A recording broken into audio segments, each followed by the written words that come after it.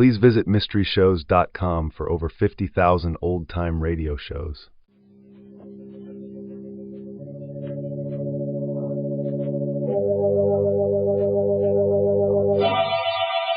Lipton Tea and Lipton Soups present Inner Sanctum Mysteries.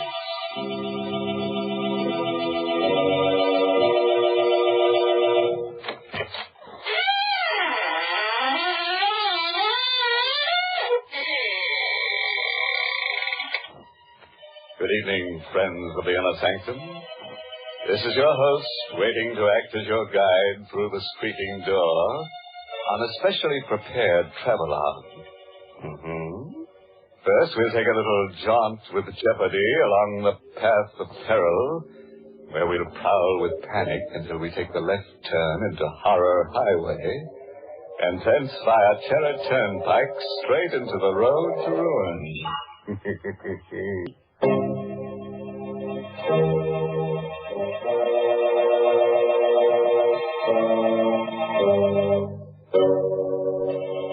Listen now to the strange tale of a boy and his twin sister, and their dog, and the wreckers of Hurricane Cove.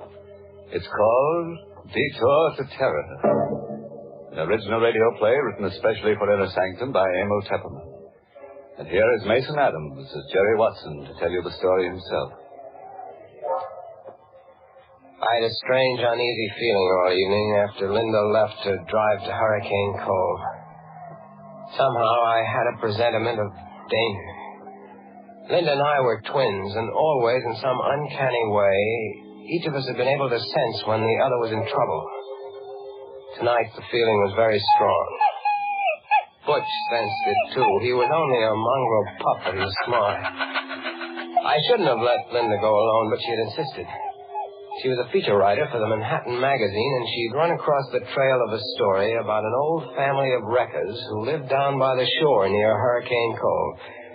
The tale went that this family had made a living in the old days by placing false signals on the shore in order to lure ships onto the rocks and then loot them.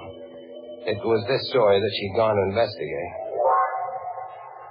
Unwilling to go to bed with that uneasy feeling lying heavy upon me, I dozed in the chair by the fire with Butch's whine in my ears. It must have been a dream, because I saw Linda's white face floating in a sort of haze. And then I saw the fear in her eyes as she called to me. Jerry! Jerry, help me! Help me! I came awake suddenly with a cold sweat.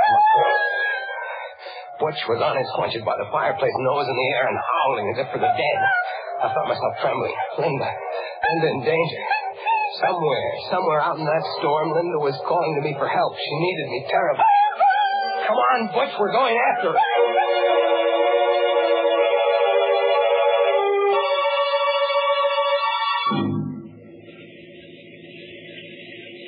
Within 20 minutes, I was speeding through the storm out along Highway 9. I remembered Linda's telling me just what route she'd take. See, Jerry, I'll go out on 9 to here, and then turn off on the old shore road. It isn't used much anymore, but it's the shortest route to Hurricane Cove. And if I leave now, I should be there by midnight.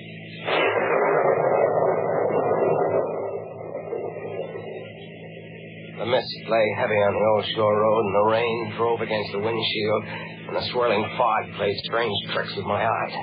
But I knew I was almost an hour behind Linda, and I had to make time. No, don't worry, Butch. We'll catch up to her. We'll find her. I could only go faster. It's fog. I can't see 20 feet ahead. Hey! The red lantern on the road. What? It's a detour sign. Bridge ahead, washed out. Detour. What'll I do, Butch? How do I know what Linda did? Did she drive straight ahead or did she take the detour? I've got to know. I can't sit here. Wait. We'll take the detour, Butch, and pray it's the right choice.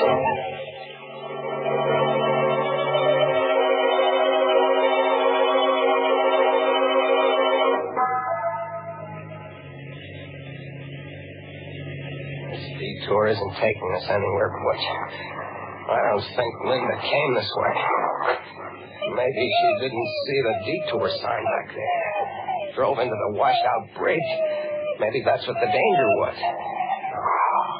No, she couldn't have missed that red lantern even in the fog. She must have turned off. She must have come this way. Hey! There's the car, Butch, stored in the ditch and blocking the road. It's Linda's car. Come on, let's get to her quick. Gosh, it's coming down and... Never mind the lightning. Let's go. She's not in the car, Butch. I don't see her in the car. Oh, no, she's not in here. Linda! Linda! Where could she have gone, Butch? She was always scared of thunder and lightning. Linda! How can we look for her in the dark and the fog? What is it, Butch? What have you found over there? I'm coming, Butch, I'm coming! Where, Butch? Where, behind the tree? All right. Linda. Linda. She's not... Linda. Open your eyes. It's Jerry, Linda. Linda, don't be scared, Linda. Everything's all right. It's me. It's Jerry. Oh, Linda. Jerry. Yeah. Oh, thank heaven. Oh, Jerry, take me away from here. Sure, kid. Come on. Here, I'll help you out. Come on. My car's over this way. I must have fainted. I knew you'd come, Jerry. I had a feeling you would. I was afraid it might be too late. Here, get in the car. Yeah. Come on in, Butch. Gosh, you're soaked to the skin, kid. What happened here? Well, there was a man. He was hiding up there behind a tree. The headlights caught him when I got stalled in the ditch. How'd you come to land in the ditch? Well, there's a tree lying across the road. See, look over there. You can just see it in the headlights. Oh, yeah. Oh, I see. Gosh, it's a big one.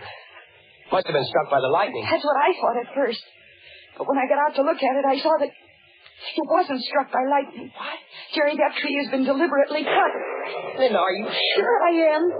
It's been cut by a saw. The minute I looked at it, I realized it wasn't any accident. Somebody meant to block this road. Great Scott. So I hurried back into the car, and I tried to turn around. I wanted to go back. You couldn't have turned around anyway. This road is too narrow. Yeah, well, I was too scared to realize that. I started backing up, and the rear wheels landed in the ditch. And it was just then that I saw the man. He was coming out from behind the tree, and he was all hunched up so I couldn't see his face. Then when the headlights struck him, he ducked back and he disappeared. I was afraid to stay in the car, so I jumped out and I started to run. Then I could hear him coming after me. And I must have tripped and my head struck something. And that's all I knew till you found me. Are you sure it was a man you saw, kid? Yeah, positive, Jerry. I don't get it. What was the idea of blocking the road? What's the matter, Bush? He hears something. Look over there. Someone running through the woods carrying something. I'm going after him. Careful, Jerry. Look, Butch has that man by the trousers. Oh, he kicked Butch. Hey, you don't kick my door. Be careful. Come on back here, you. I'm coming with you. Oh, it's no use. He ran away in the night. Are you all right, Butch? Look, Jerry. Whoever he was, he dropped what he was carrying. What is it? It looks like a big board of some kind. Here, I'll turn the flashlight on. What's the sign? Has lettering on it. What's it say? Well, it says... Great Scott. What is it, Jerry? It says, bridge ahead, washed out. Detour. Jerry, this is the detour sign from the highway. Yeah. They only put it up there to lure you onto this back road. Then they blocked the road with a tree. Kid, it looks like we're in some kind of a trap.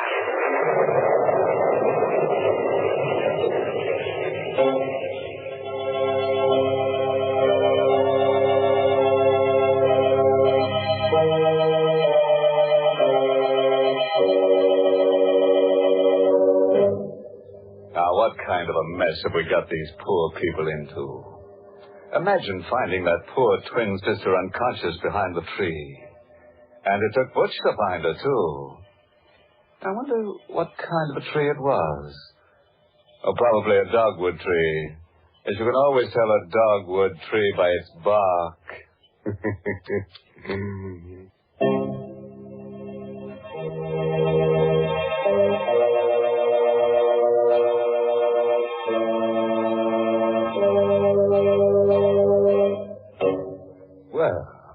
Let's get back to our story now and see what happens along that deadly detour. I have a hunch that Jerry and Linda are in for a lot of trouble. Trouble and twins, you know, never come singly.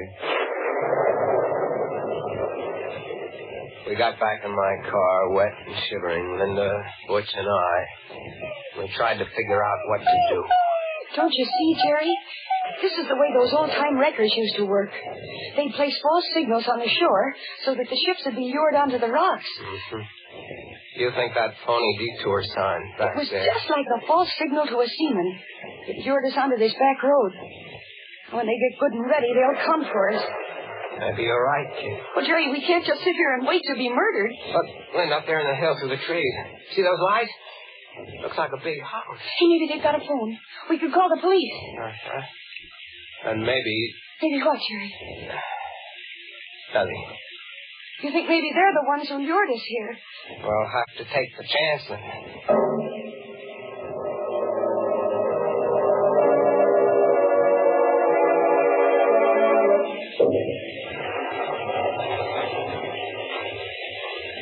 The ground here is so soft. Isn't there a path through these woods? There is. We could never find it now. Anyway, this is the quickest. There are the lights of the house, up ahead through the trees. Those big trees, so old and bare. They look like evil things. Like they're waiting to twine their arms around us and crush us. Quit it, kid. You'll work yourself up for nothing. We'll be at the house in a minute. What? What is it? The lights, they went out. The house, it's all dark. Quiet, Butch, Why did they quiet. put the lights out, Jerry? Maybe they went to sleep. What do we do? We'll go up and ring the bell. That's what we'll do. Jerry. What? Do you hear that? Yeah, someone playing the piano in the dark. Oh, it sounds uncanny. Come on, I'm going to ring the bell.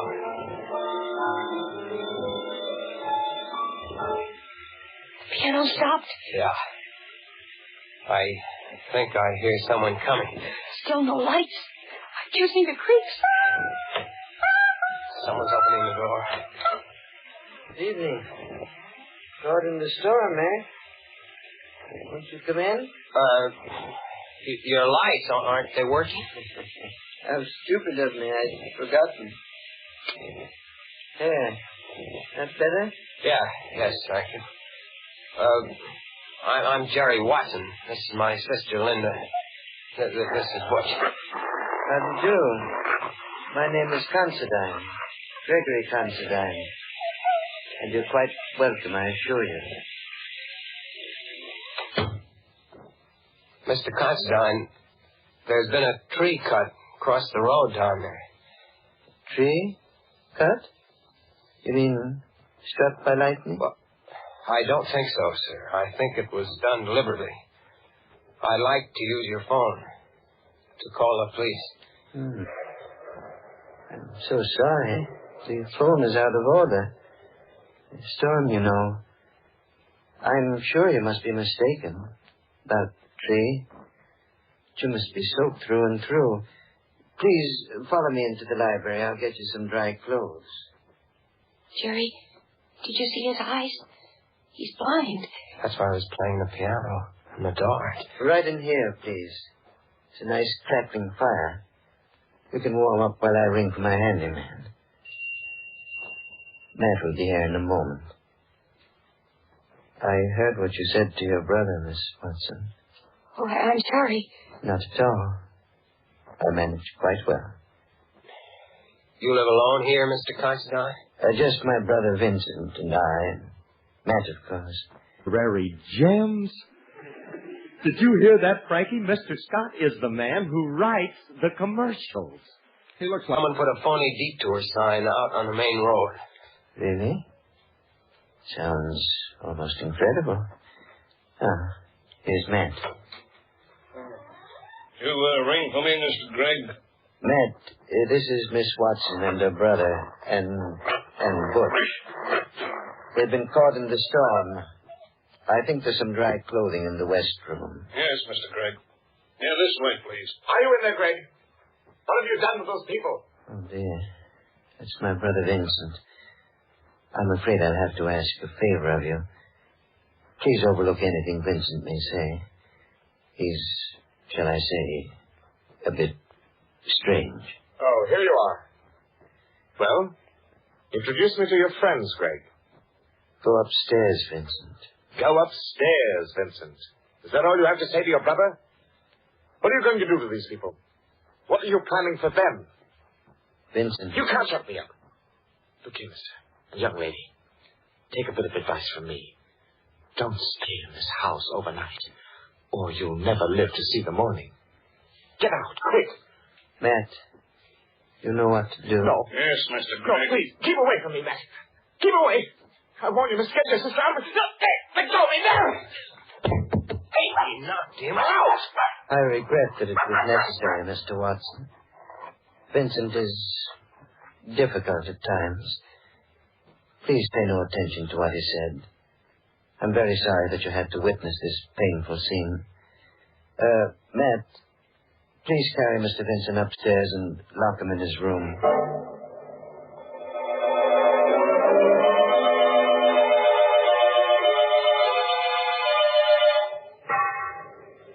I hope you like these rooms. Yes, thank you. Yes, I'm sure we'll be comfortable, Mr. Considine. They're adjoining rooms, as you see. And these doors bolt on the inside. I advise you to keep them locked all night. We surely will. Thank you for these dry clothes. And for the tea. You're quite welcome, I assure you. Now just try to get a good night's sleep. Everything will be all right in the morning. Oh, Jerry, I'm scared. So is Butch. And so am I. What'll we do? First thing to do is bolt the door. He's blind. Yet he frightens me, Jerry. The way he ordered his brother knocked down. Jerry, there's something I got to tell you. What is it, Jim? The name of that family of old-time wreckers. It's Considine. You mean these are the people? Their ancestors used to loot ships. And now they're working on motorists. Poor Vincent tried to warn. Jerry, what are we going to do? We've got to get out of here before they come up to finish us off. Let's take a look out the window. Oh, it's pitch black out there. Look, by the streak of lightning. Did you see? Yes, I did. That man, that Matt, standing under the tree with a rifle. We're stuck. No escape. What's that? Someone tapping against the wall. Here. Can you hear me? Who is it? It's Vincent. I'm in the room next door to you. It's locked on the outside. Can you get me out? We'll be right there. Quiet, Butch. Oh, Jerry, maybe there's a chance. If Vincent will help us. Come on, kid. No noise.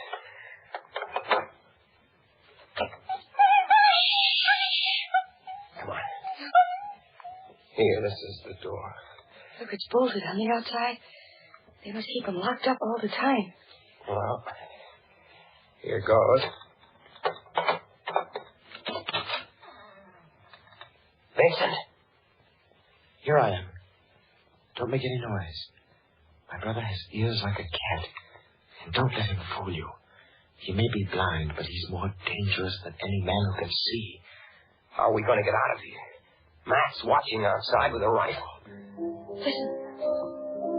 The piano. My brother is amusing himself in the dark.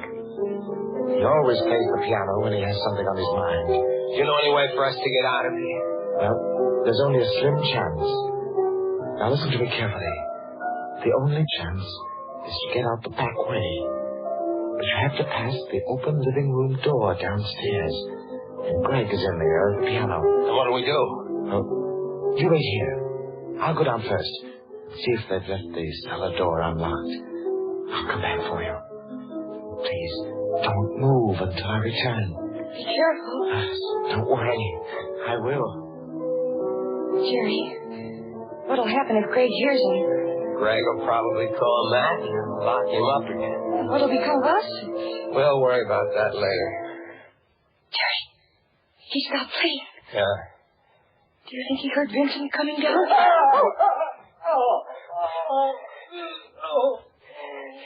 Jerry, Greg caught him. What do we do? Come on, we're going down. The lights are all out down here. I don't hear anything. Where do you think Greg is? Maybe waiting to jump us in the dark. Come on, I don't care. Stick behind me. We're going in the living room. Where's Butch? I don't know. What is it? My foot touched on a body. Then I'm going to take a chance on the flashlight. Stand back. All right. Great Scott. What is it? Look. What is it? But that isn't Vincent. It's Greg. He's been stabbed. Watch out. Vincent is somewhere around. He'll kill you. What do you mean? My brother Vincent, the one who's been doing the wrecking. We always keep him locked up. But tonight, he got away. Planted the detour sign. Cut the trees. Vincent did all that. Matt and I, we tried to stop him. Matt went out to the road, took down the detour sign, but it was too late. Watch out.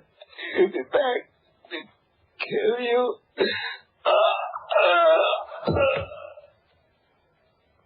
He's dead. Jerry. Poor Greg. And we thought of... the lights. Thank you for waiting for me. Vincent. Where'd you get that rifle? From Matt. He won't need it anymore. What are you going to do? What do you think? You're crazy. Well, aren't we all? Now, my good friends, if you'll just say a prayer.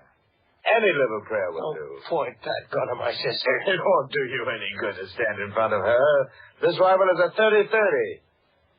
Now, if you're ready... Jerry, he's mad. What?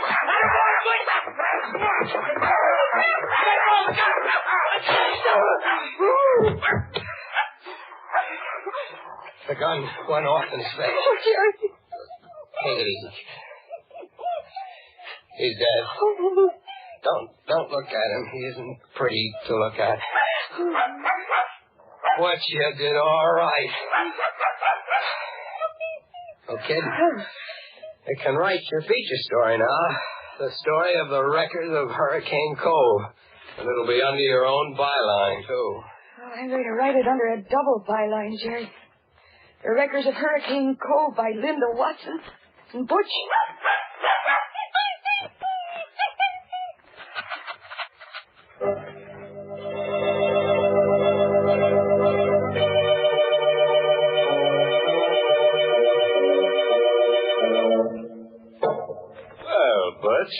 How does it feel to have a byline? You like it. You like collaborating, don't you? Especially with a pretty girl like Linda, huh?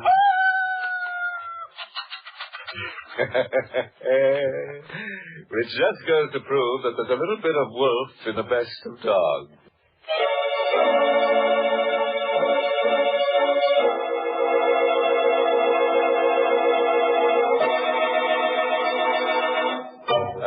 Parting word of advice, friends.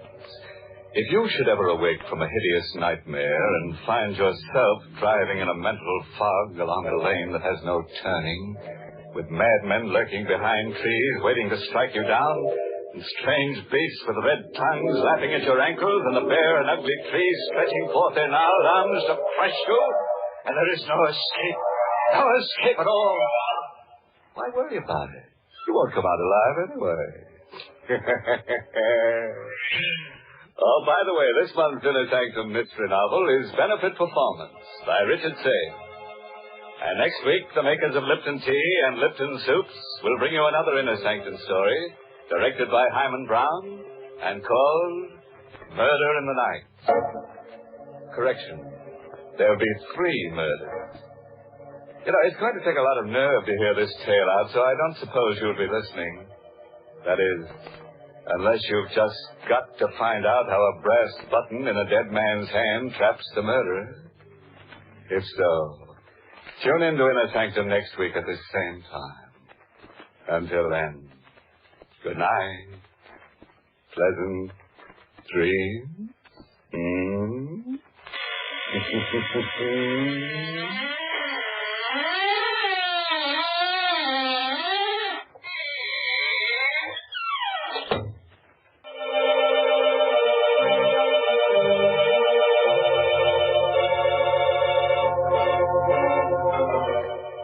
is CBS, the Columbia Broadcasting System.